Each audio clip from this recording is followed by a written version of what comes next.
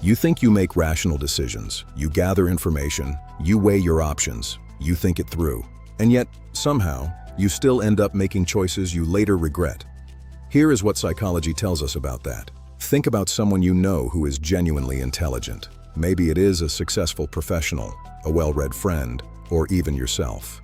Now think about a decision that person made that made absolutely no sense, a bad investment, a relationship that clearly was not working, a habit they kept repeating despite knowing better. It does not add up, does it? We assume that intelligence protects us from bad decisions, but the research says otherwise. Intelligence and rationality are not the same thing. Behavioral psychology and decades of research by Daniel Kahneman has shown us something uncomfortable. The human brain does not work like a calculator. It works like a storyteller. It does not search for truth. It searches for meaning, fast, familiar, comfortable meaning. And to do that, it uses shortcuts. These shortcuts are called cognitive biases, and they do not disappear when you become smarter. In many cases, they actually get stronger. Here is why. Kahneman's research describes two systems inside your brain. He calls them System 1 and System 2. System 1 is fast. It is automatic. It runs in the background all the time. It is the part of your brain that decides instantly, without effort, based on pattern, emotion, and instinct. System 2 is slow. It is deliberate. It requires focus and energy. It is the part that solves a math problem, or reads a contract carefully, or stops to ask, wait, is this actually a good idea? Here is the problem. System 2 is exhausting. Your brain avoids using it whenever possible. So even when you think you are thinking carefully, most of the time, System 1 is already in charge. And System 1 does not care about logic. It cares about speed and familiarity and feeling right. Now here is where intelligence becomes a trap. Smart people are very good at one specific skill, building arguments, and that skill can work against them.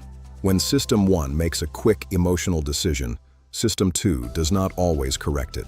Instead, it justifies it. It constructs a logical-sounding story around a choice that was never actually logical. Psychologists call this motivated reasoning.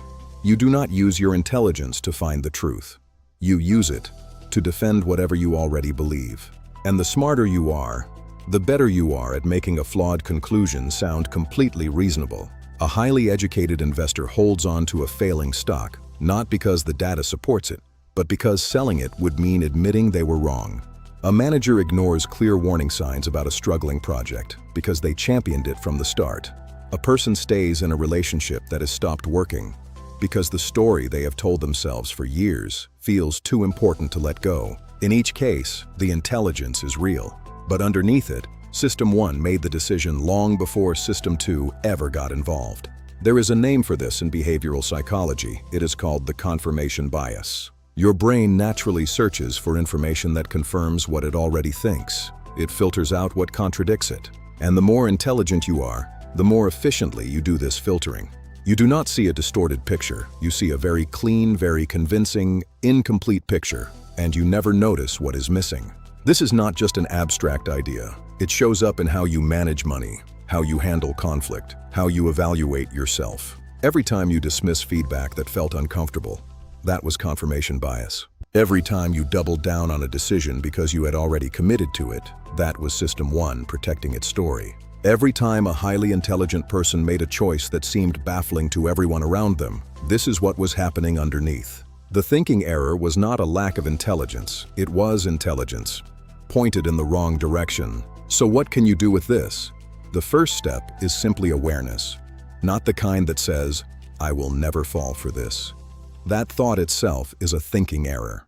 The kind of awareness that says, I might be doing this right now, and I should slow down. When you feel very certain about a decision, pause. Ask yourself, am I thinking this through, or am I defending something I already decided? That small gap between the impulse and the response is where better decisions are made. Your brain is not broken. It is doing exactly what it was designed to do. But now, you know a little more about how it works. And that knowledge is worth something. This is the thinking error, where we explore the hidden patterns behind the choices you make every day. If this gave you something to think about, you already know what to do.